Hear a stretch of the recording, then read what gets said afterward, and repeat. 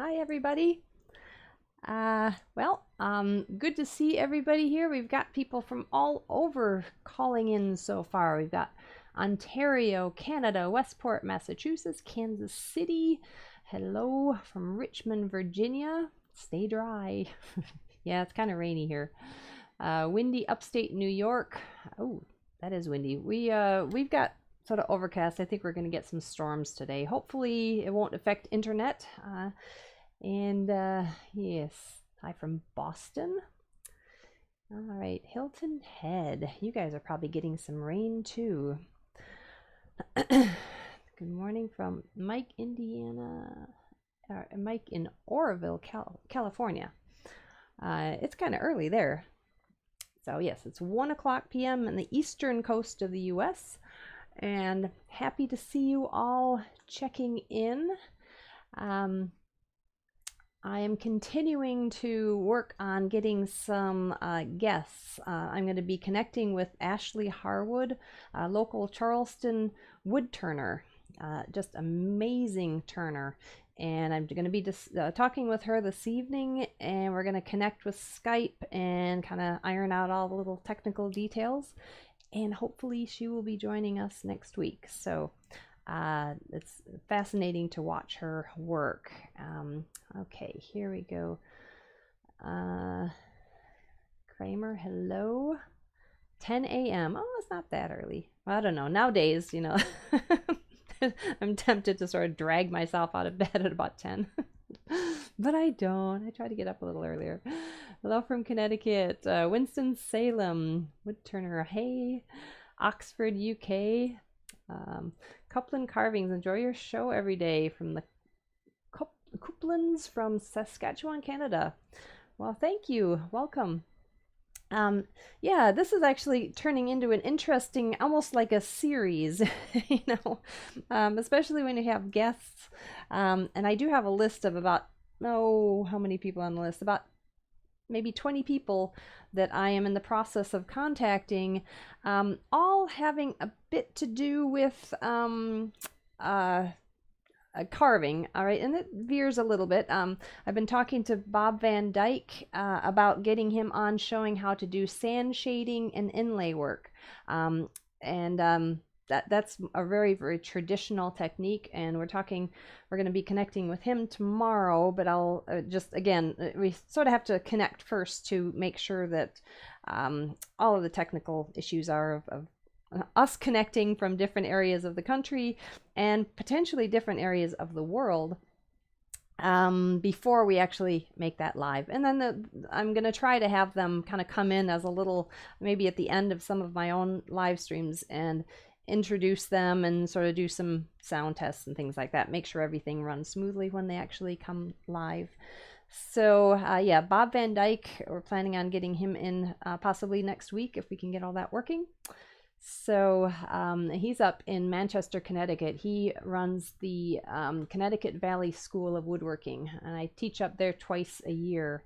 I was already up there in March. That was before everything was just slammed shut for travel. But I'm going to be there again in the fall. I can't remember the exact date. Here, I will check it. Exactly. The date that I'm scheduled to go there is, I believe it's in September. Yes, September 21st to the 25th. I'm going to be teaching a 1-week class, and it's right after their open house. Open house is going to be on the 19th and the 20th of September, or one of those days. I'm not sure. Thank you, Shad. Okay, we've got, let's see. Hello from Albany. Hello, rainy, cold Canada. All right. Well, now I was talking yesterday about basically getting these guidelines, all right, drawn on. Now I was using a darker piece of wood. I was using mahogany, and you could really hardly see the lines. So I ended up getting just this piece of a strip of poplar, easier to write on, and I can have some measurements. I can't remember what did you call this? Wood turners use this a lot to gauge this. I can't remember the name that you called this a story pole. Yes, that's it. So what I've done is I've based everything on a story pole. Thank you. Now taken it this way and I've based the heights. Okay, so from here, let's see, and I've labeled the top right there. So I've just gone here and marked all of the points. Basically, we've got the highest point, which is the highest point of the hair. And then we've got the cheek height, we've got the nose height, and then we've got the center of the nose, and then we've got the chin right there, the center of the forehead. So I'm trying to locate the center points, but the center points based on a slanted face, which doesn't always make it that easy. All right, and then we've got the center of the eye, and then the lower part of the hairline. So I've got a lot of marks on that, if you can see that. All right, and a lot of marks, but at this point we're getting pretty accurate. I'll storyboard. Okay, yeah, that's and now from this point we've got, based on the flat surface there, here, hang on a second, let me, don't know if you can see that. I'll shift her over a little bit. So based on the flat being positioned right at the top there, I've got positioned the highest point of the scarf, the hairline, which is this part of the hairline, and then we've got the this part of the hair. So we've got a couple guidelines, and then we got the brow, the eye, the nose, the chin, and the top and the bottom of the rose. And actually, when I was doing that, I was getting a little nervous because when I transferred it onto here, I realized that the rose right here is really, there's this big angled section, but I also, when I checked the final height, this has got to come down a lot. So I haven't really worked on that yet. But if you look at the height, and I've got that marked too, the height of the rose, you see that's way down here. That's the highest part of the rose. So all of this is going to come down, and I may do that off screen, because that's just going to be a lot of pounding and lowering. So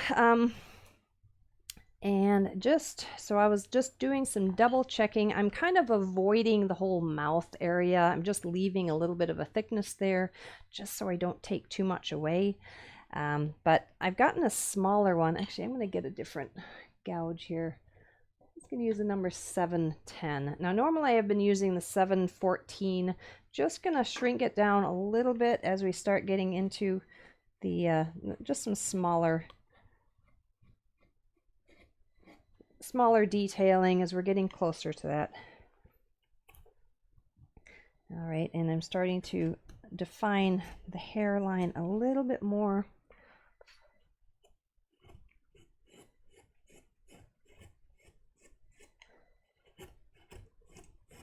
So as I was saying, it's not just that her head is looking sideways, it's actually got a little bit of a tip, which just adds all the excitement. Jim, so interesting to see this process of removing all the wood that isn't Lady Jane. Yes. Yeah, I'm not sure how happy she is about this, but you know, she hasn't complained too much so far. Although she's probably pretty excited about being revealed and being discovered.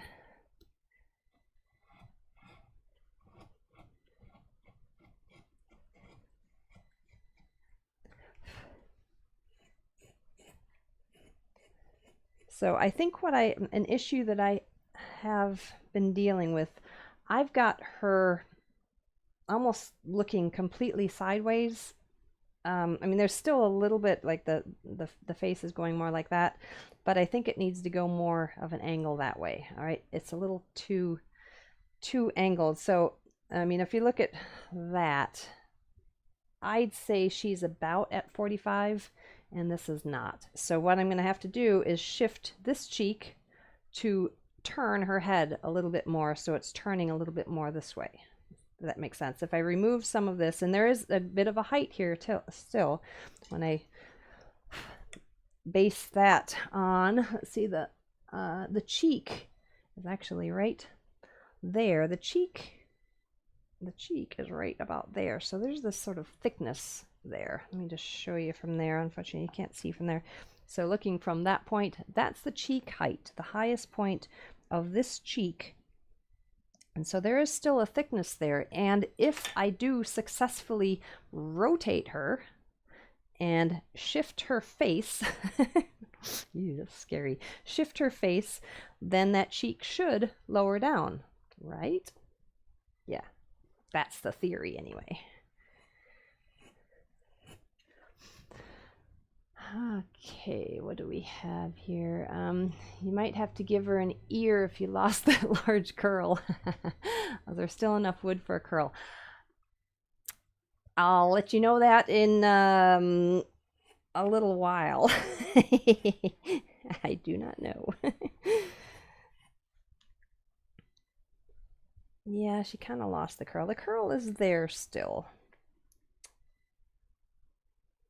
I don't know. Good question, but we'll see. I'll answer that question when I turn her head a little bit. Because when you successfully turn that head, then the whole face is going to be shifted this way a little bit, and then it's going to be closer to that curl. So the whole face is going to be shifted. Okay, what and where is her long-term destination? Probably my house somewhere. Because I'm just doing this for myself. It's nothing, it's not for a client or anything. Just having fun. But I have to give the stone one back. So I'm trying to get this pretty accurate so that so that I don't. So if I ever wanted to carve her again, I can refer back to my carving. Hopefully, that's the goal.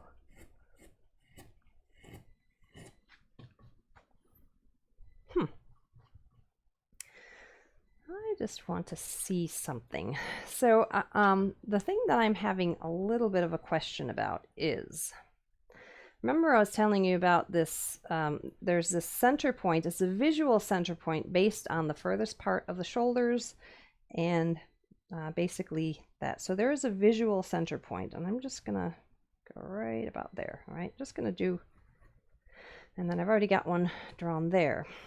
And the thing that I'm concerned about, remember, I'm talking about the position of the face right here. If I if I take the visual center of her, let me just do that. So the visual center of her, and I did make a little mark here somewhere, right here. Right about there. And then if I just take just a line from there, I'm just going to gauge the tip of the nose from there to there, and then from there to there. That is definitely the tip of the nose. Yep. So that's pretty close. Maybe a little bit far, but I don't think I have enough room to do this. So I'm going to leave that. I was thinking maybe just based on that center that this face can kind of shift back, but I don't think so. So now she's got a little stubby nose there, and this definitely can go back further that way. Now I want to do one other thing. Again, based on that center point, I want to figure out the position of that chin, because she is kind of angled down here. So again, starting at that center point, which is about visually there. And then, okay, so now that I think is where I can have a little bit of flexibility. I can take that chin in. If you're looking straight on like that, the chin is jutting out, and I'm not going to touch the nose, not going to bring that back any, but I think the chin has got some flexibility, and that's going to give the whole entire face, shift it back this way, and the forehead also. Unfortunately, that's an angle, so that's going to be a little tricky, but let's just see how that works. So from there to there, and from there to there. Yes, forehead also. This whole surface there can shift back. Woohoo! We're going to be removing some wood. You know, sometimes just diving into this it's really fun. It's a little daunting, but you know, sometimes you just have to, sometimes you just have to do it.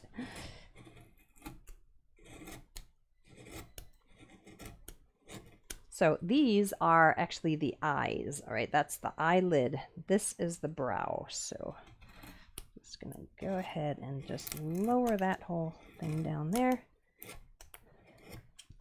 And as it ends right here, it's actually before, right when it hits the hairline, it's actually going pretty straight. So I'm gonna go ahead and do that. And now I've got a smaller one here. This is number 6/8. Also, I'm using the number 7/10. And so I'm just, in order to to try to not take too much away, I just have resorted to using a little smaller one. And then as the forehead curves around, then that's gonna, then the surface of the forehead is gonna shift. Now it's funny, yesterday I finished and I realized that I had a blister on my finger. I thought, what a strange position to have a blister. Where is it? I don't even know where it is now. It almost looked like a burn. It was on my little finger and it was at an angle. And I can't remember whether I pinched myself or, I don't know, maybe in the mad panic of trying to get electricity onto the shop. By the way, it's working today. We sorted it out this morning. I got myself pinched or something, but I thought, what in the world? Because it was an angle like that. And I thought, either I was holding the tool, because I did a lot of this kind of cutting yesterday, and I suppose that's possible, but it was a very strange position. But just this kind of long, almost like a burn line. But anyway, I still haven't quite figured it out, because I tried redoing those positions of the of holding the tool, and I just didn't quite make sense that there would be such aggressive carving that it would actually create a blister.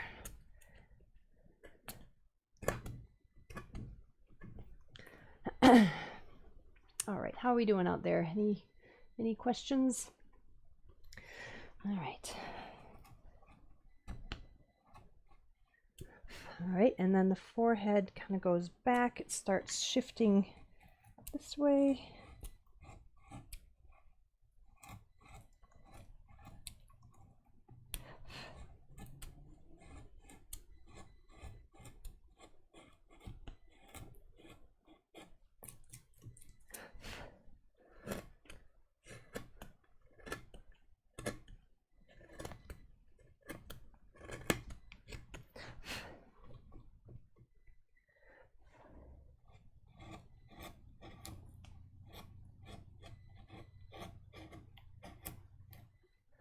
All right, jumping ahead, but what finish do you think you'll put on this piece? First of all, I got to make sure that I can actually get her out of the wood. You know what? I might just end up putting some oil on it, and I'm not going to try to do any kind of antiquing or anything like that. Probably maybe just some boiled linseed oil or something that'll just maybe bring out a little bit of the warmth of the basswood. Basswood's tricky to finish, it really is, and so you have to be a little careful. If you just want to stain it, it's going to get very, very blotchy. So if you've seen Mike Muskelly's live stream on finishing, there's a lot of options, and I actually have to go back and review that, because there's an incredible amount of information. And but I might just end up just doing something light.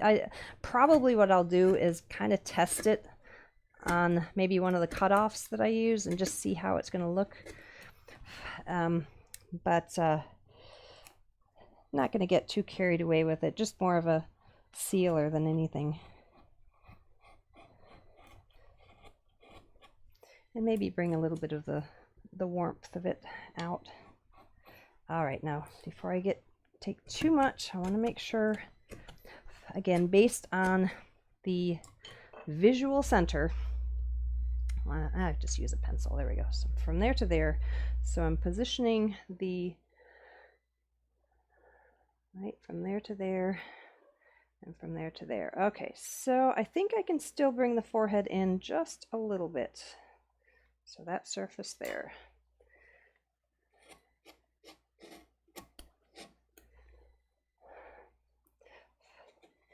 Can you hear that sort of noise in the background? I've got an air conditioner on next door, and for me it sounds really noisy, but it's hard to tell whether you can hear that or not. I know that with this microphone, it kind of knocks out a lot of that type of sound. But I can go next door and turn it off if necessary.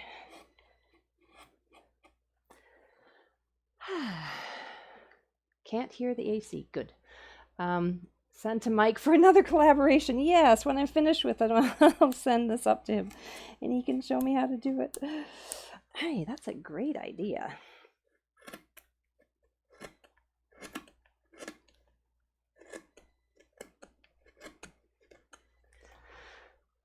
Okay, no noise. Okay, well, good. It's these microphones that are really focused like this are pretty good. So glad that I got this microphone sorted out, because that tinniness that was on some of the earlier live streams was really getting old.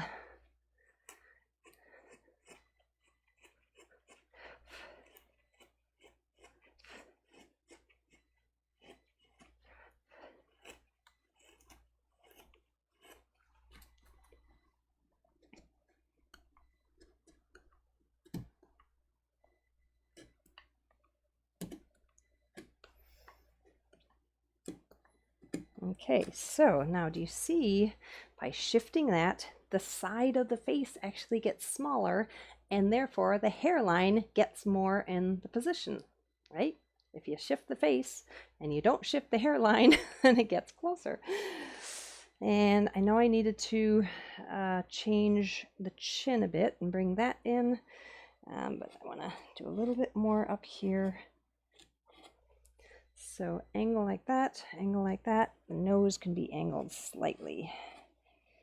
Now it helps also to position the original in a really precise position so that I can check angles. So I'm just visually looking at the angle of the nose from there, and I can kind of eyeball it to make sure that this angle is correct.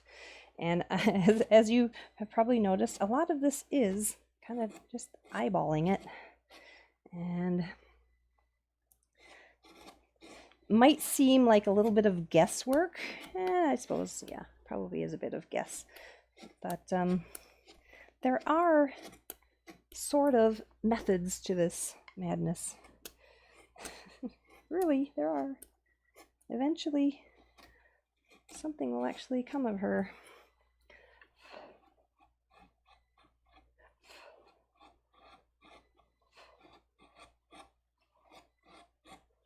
Now I'm going to really have to relocate the brow and the eyes and everything.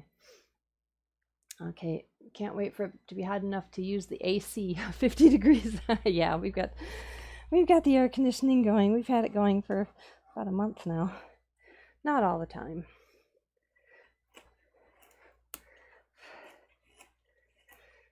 But yeah, in the middle of the summer here, if I did not have an air conditioner, it would be pretty awful.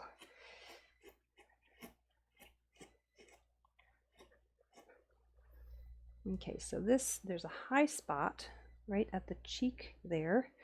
So right there's the high spot. Then it starts to curve back. So all of this then is going to curve back.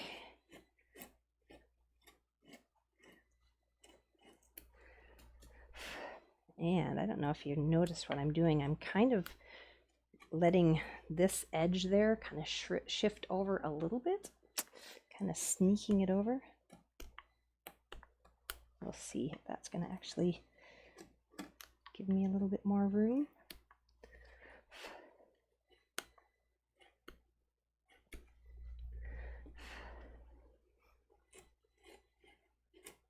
But do you see what I just did? I just shifted that, and now I have given myself an extra little curl.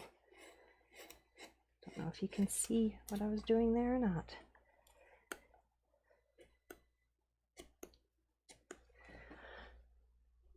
Okay, where are we?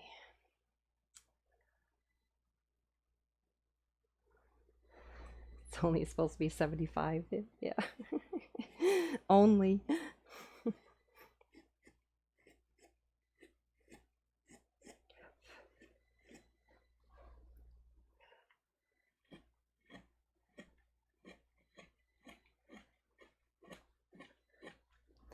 Well, things cooling down in California. I heard you guys, I guess it was last week, or you guys had some serious heat wave going on.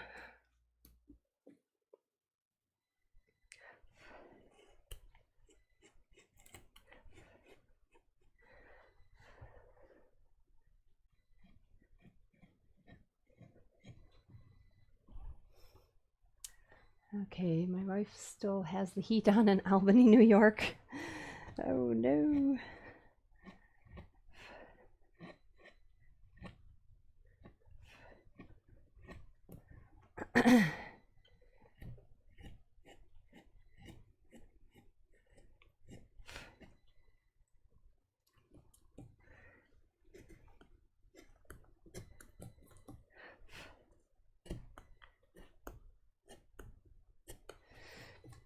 Okay, let's see. All right, we'll be hitting the 90s this afternoon in here, Northern California. Oh my goodness, I thought that was a Southern California. Wonder why they built all the great Charleston furniture before AC. Wonder how they did. Yes, well, they probably had very stable wood at that time too. That was all air dried and all of that. But yeah, the whole life here back in the late 1700s, all the Charleston people ended up escaping off to their country homes to survive all the humidity and the heat. So yeah, eventually, probably in the next month or so, the humidity is going to get so bad here that it's going to be hard to breathe.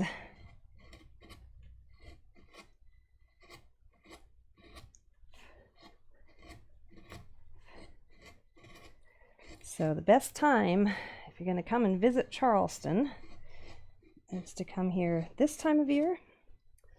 Now March, April, or maybe October, November. And that is really the most gorgeous time. The humidity is gone, and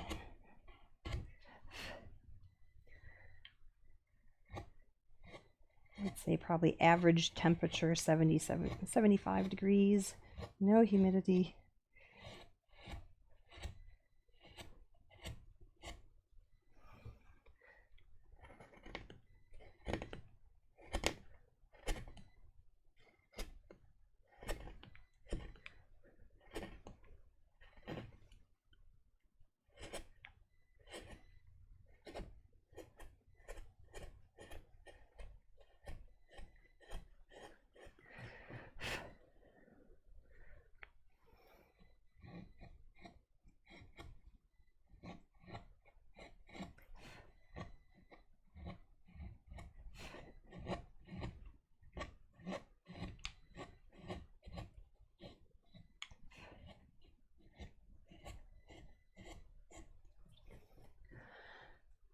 Okay, how are we doing? Beautiful Minnesota, sunny 60 degrees. All right, got the wood stove going in the shop. Have you ever carved HDU? What is HDU? I do not know. Tell me what HDU is and I'll tell you whether I carved it, but my guess is no, if I don't know what it is.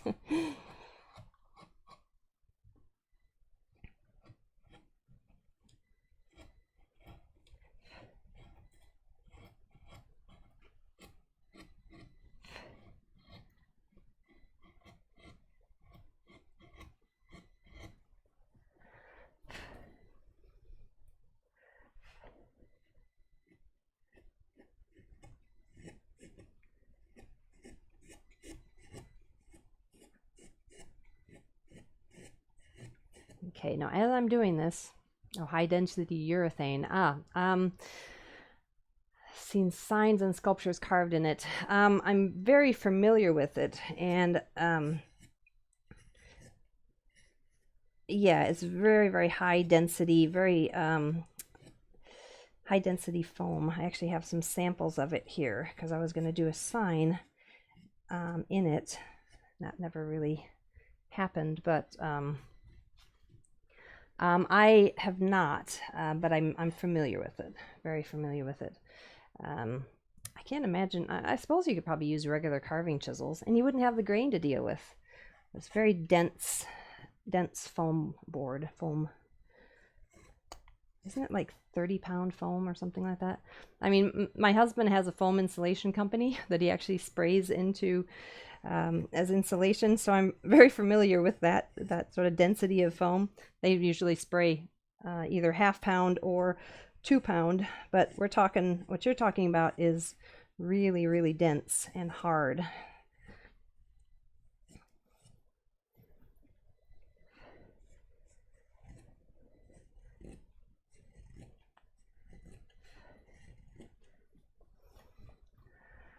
Do you keep stock or wood? If so, inside or lumber shed?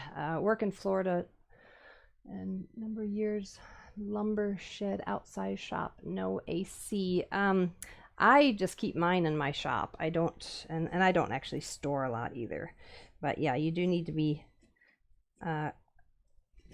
cautious. I would imagine just having it outside in the humidity just kind of almost stabilizes the wood to deal with that kind of humidity. I do not know how that ends up working, but when you're talking this humidity, I mean, yeah, when you're talking, 1800s or 1780s, when all of that furniture was being built here in Charleston, they definitely did not have air conditioning.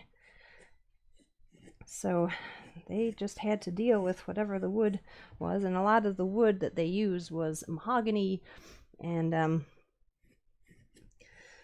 so obviously they used the wood that they understood that was quite stable, and it has held up, so I guess they picked the right stuff.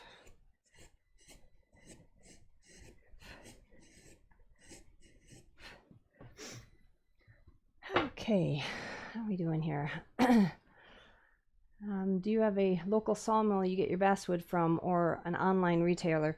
I go get a lot of my basswood through Rod Wilcox up in Wisconsin. And if you go onto my online school, on my online website, and you go into the suppliers, tools and supplies, they basically if you go down into the lower menu, I list where I get that, and he doesn't, unfortunately, his website has closed down, but he does have an email, and I've listed that there.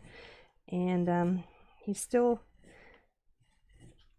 makes it. You can cut it if you have a specific size that you're wanting.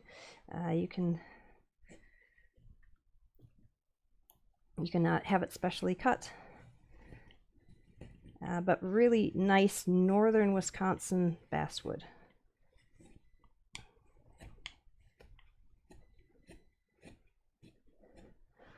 Okay, so the high point of the neck is this part here. So everything else from there is going to be curving down. Can you see what I'm actually doing? Oh yeah.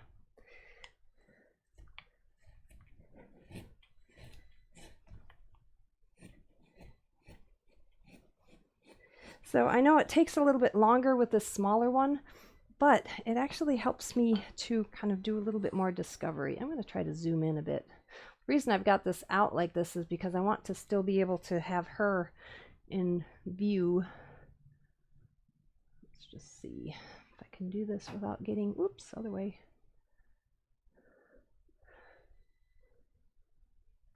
All right, I think that's a little bit better.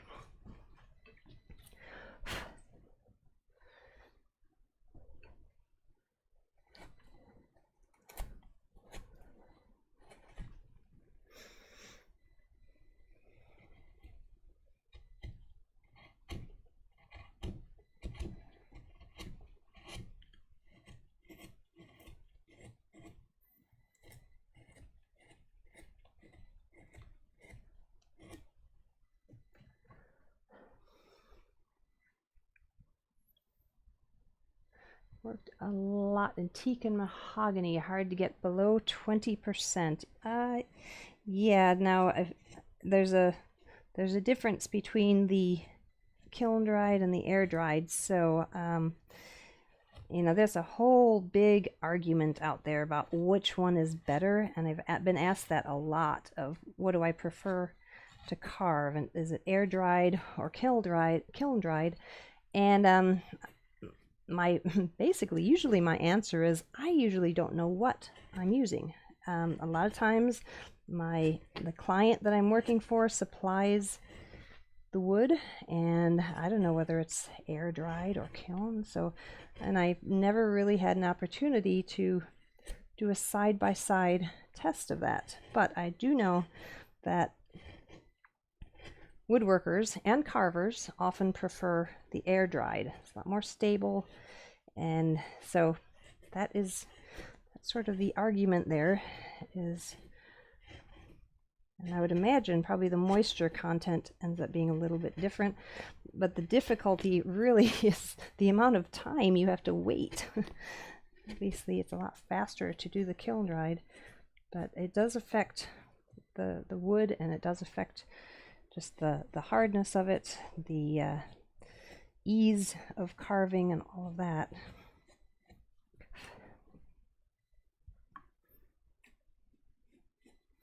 All right, got to do some testing here now that I've actually removed a lot.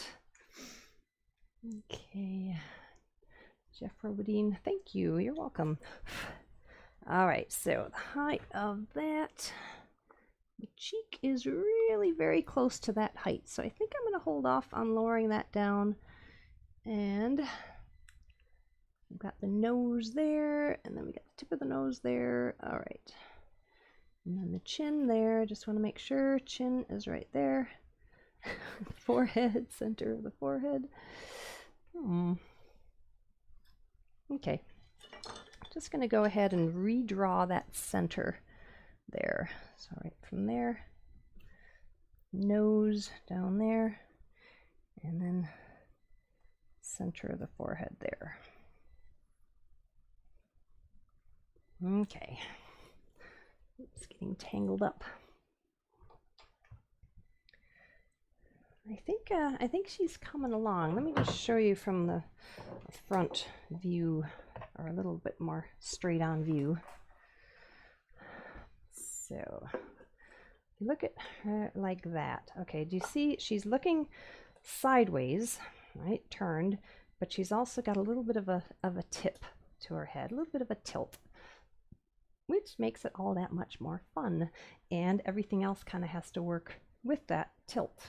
Okay, so right now I'm just kind of seeing that the chin is not really even. I might have to sort of thin down that area, and yeah, I have to be careful not to let the whole sides of her head get too thin. So I'm going to double check the thickness here to here, and I may have to do a little bit of adjusting, but I think I'm getting just the basic shape out. I think what I'm also going to do, well, let's first of all, let's get back there and I'll show you what I'm talking about with that.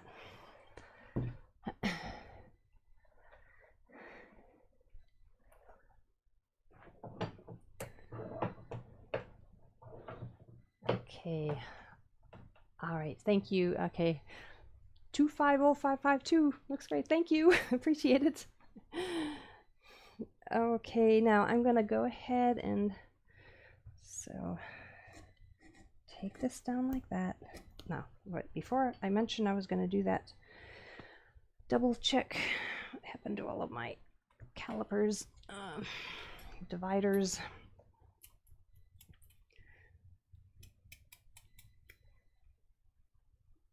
Okay, so that is the widest part of her face. Ooh, okay. Now, interesting. Okay, I was measuring it like that. Okay, if you tip it slightly, it's going to change because the shape of the face ends up making it thicker or thinner. but you need to make sure that you actually position it so it's straight on. So basically the nose is pointing towards the center of the dividers.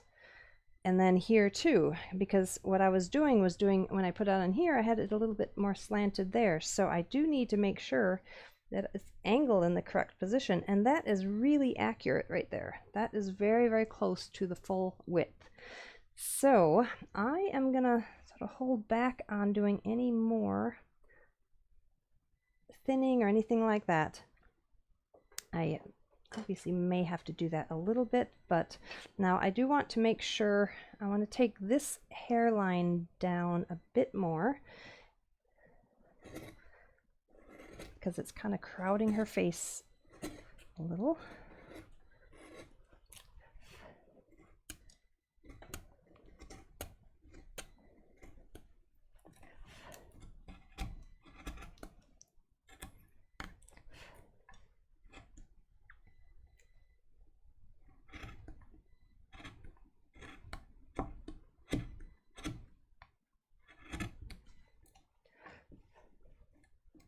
So we got one big curl there, and then another one kind of coming back a little bit here. So I am starting to, get a little bit of that, the curled edge.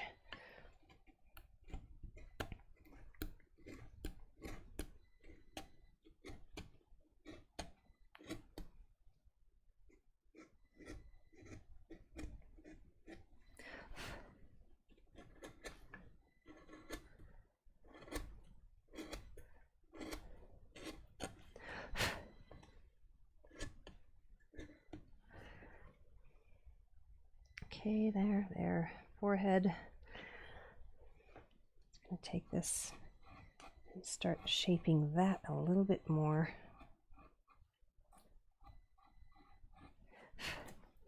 And this part could take a long time, this sort of just going back and forth and shifting and shaping and all of that. It's that could really end up being that very time-consuming part of making sure, and using a very small gouge. Again, this is number 6. I can use that number 7, 10 millimeter, but this is a 6/8 millimeter.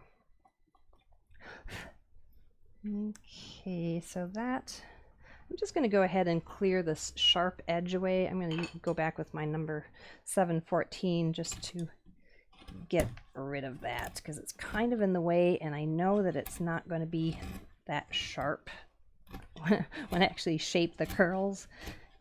It's kind of sticking up a bit much.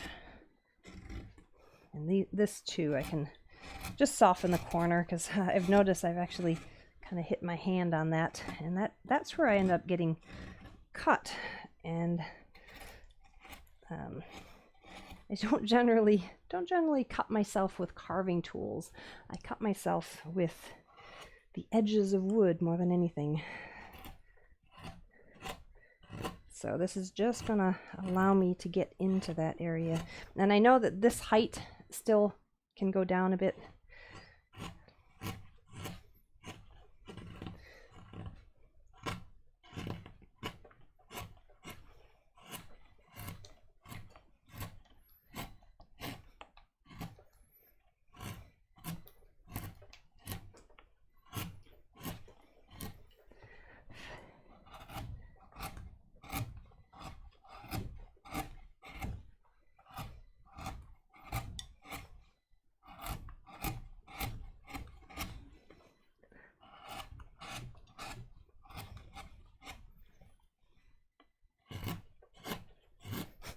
I'm going to get my microphone cord caught in front of my tools, and then you'll never hear me as I slice the cord.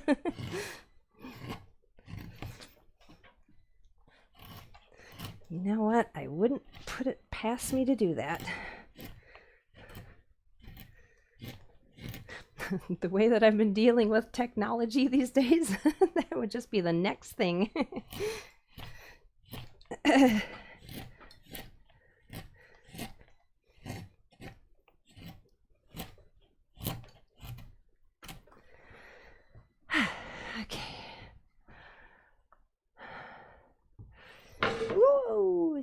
told you. It's getting a little crowded in here. Thank you, Taito Alba. We're getting there.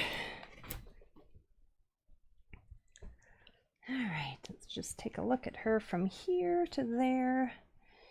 And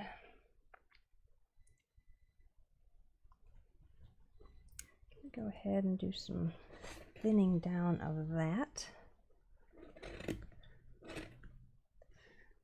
And from here.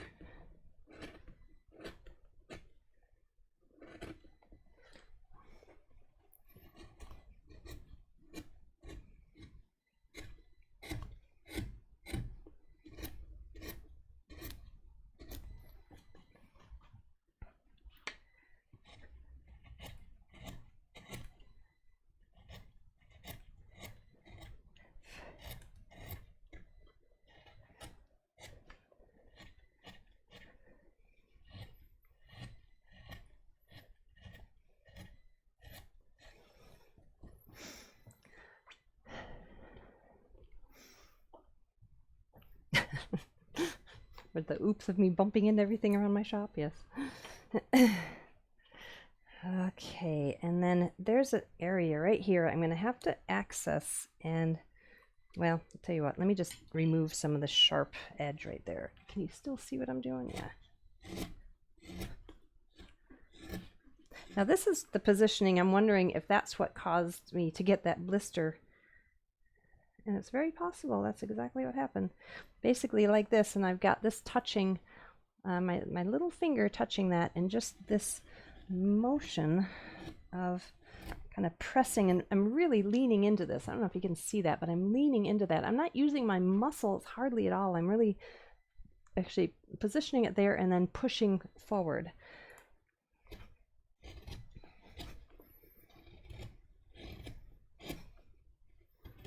I think you're going to get blocked off soon. Okay.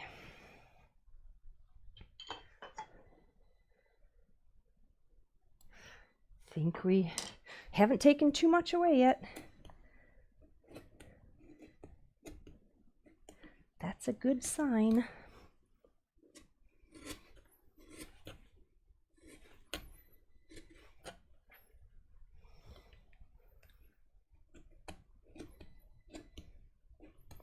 Because you can't put the wood back on.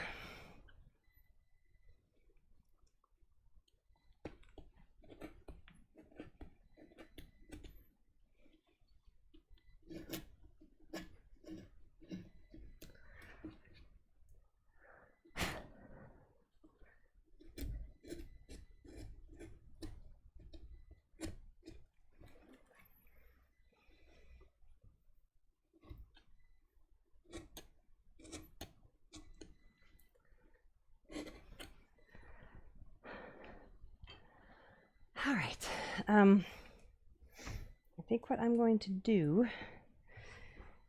now, I'm going to redraw on the eyes, the position of the eyes, and then I'm going to redraw on the position of the brows, because that's what I've really been taking a lot away. So we've got the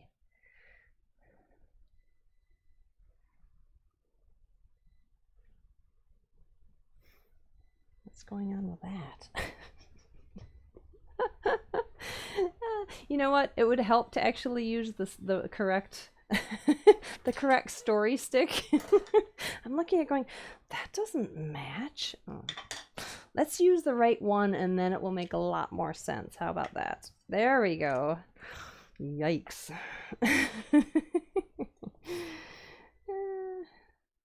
So from there, all right, that makes a lot of sense.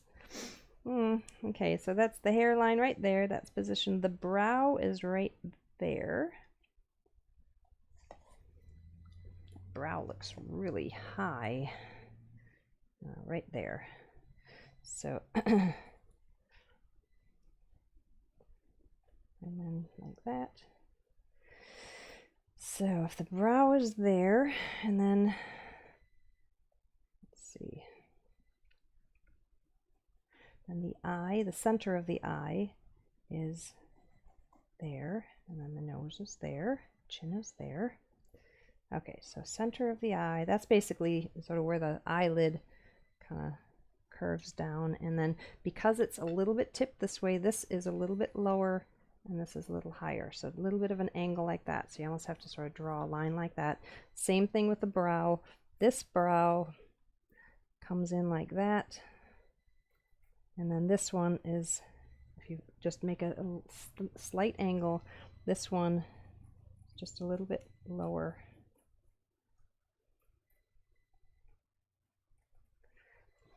Okay, now that's really wonky.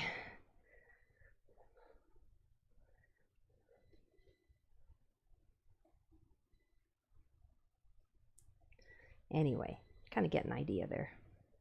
So a little bit of a shift there. And I'm just going to go ahead and take this number 710, do a little bit of that hollow there under the brow. Now the eyes are still going to remain high, but they are going to go down a little bit. So I just don't want to do this big hole right there, because that's going to take too much of that wood away, and I won't be able to create that nice sort of hooded brow or hooded eyelids.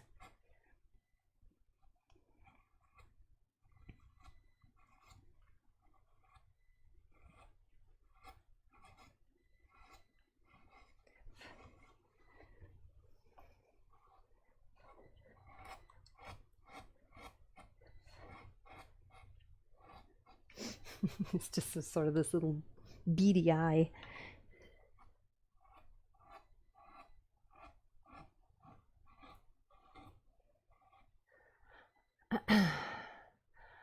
Okay, if you stop right there, she looks like one of the Golden Girls with that helmet hair. Yeah, like one of those lovely dews that sit on the top of your head. So we're going to have to change her name if we end up going that road. I don't even know the name of all the Golden Girls.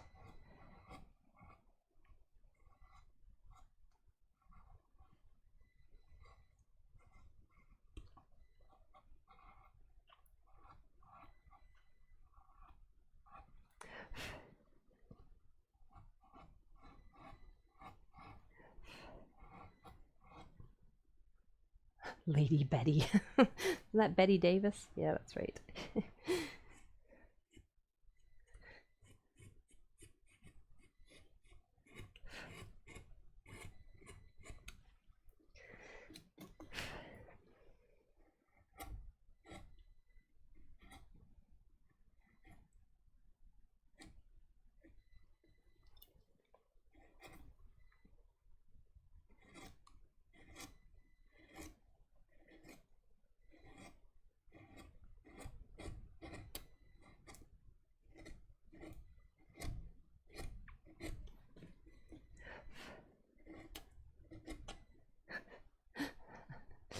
Little tiny. Yeah, oh, Betty, that's right, Betty White, sorry. Not Betty Davis. She's got Betty Davis eyes? Not quite. That's right, Betty White.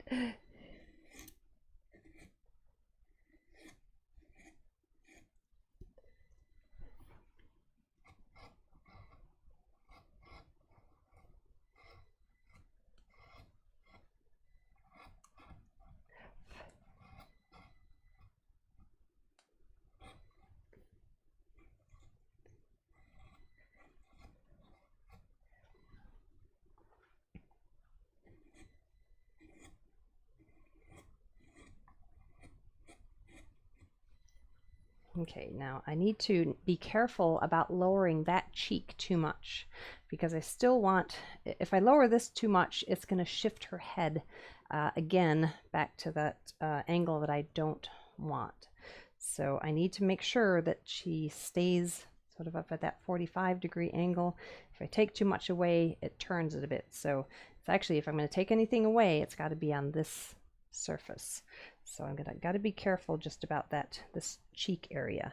But I think I can still deal with the eye there.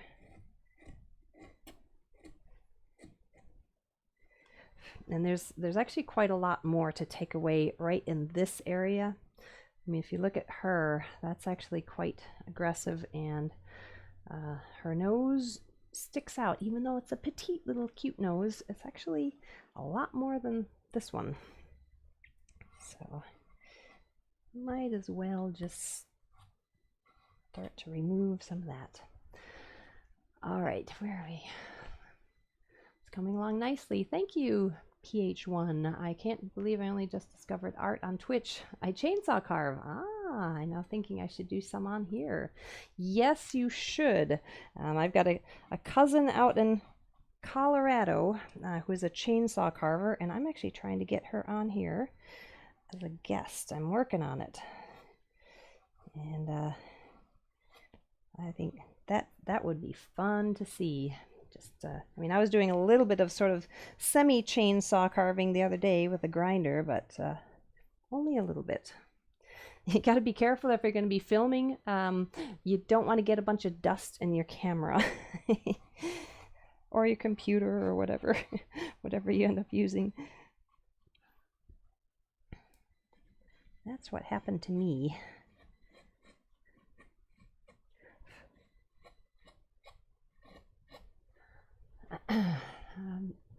Selin, for repairing her marble nose, did you grind the remaining surface flat to be able to attach the new stone? Yes, I did. I actually took sandpaper and just flattened it as much as I could so I could then attach a very flat piece to it so that the glue joint was really secure and very clean.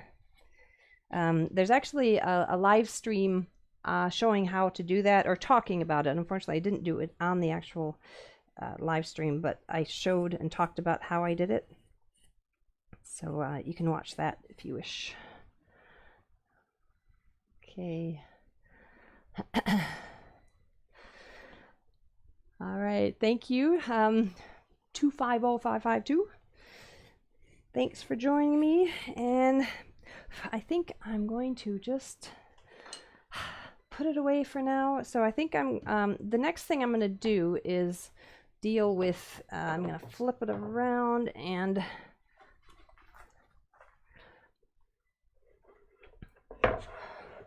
before I do all of the final detailing, I'm going to work on removing a lot of this so that the height of that rose is almost an inch lower. All right, so I had plenty of room here, and so I've got to deal with that, lower that down, and I think I'm going to have to deal with the fact that there's the glue line right there, and there's a big corner right there, which obviously your shoulder is not going to have a corner right there.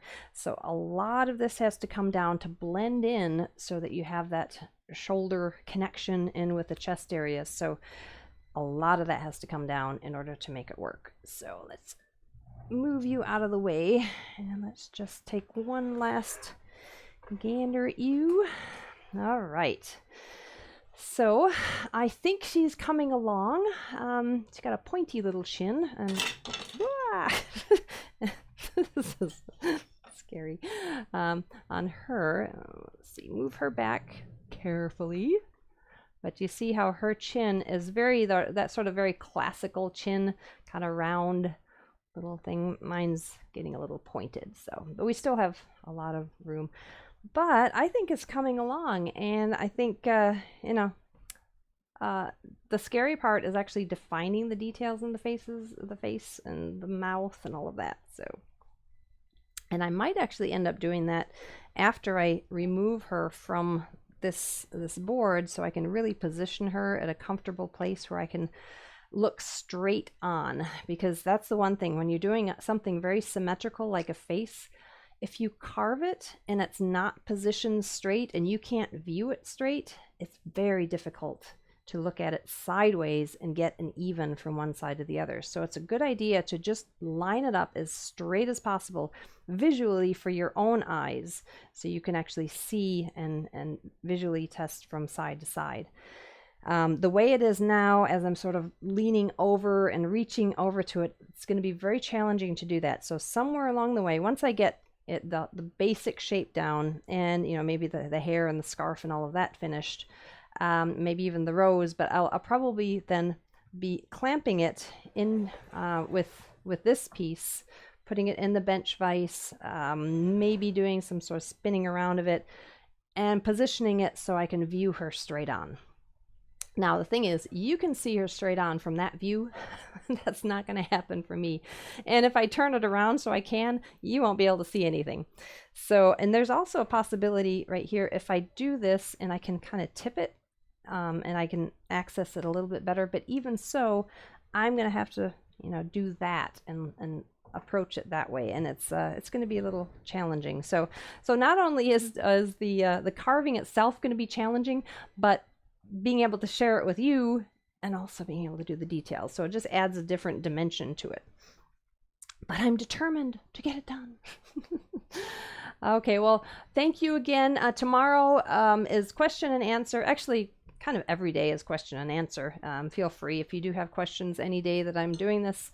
I'm happy to answer anything, but tomorrow is sort of designated as question and answer.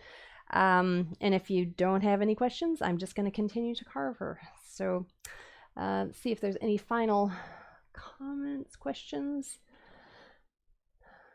Okay. Thank you, Kramer. Great show. Okay.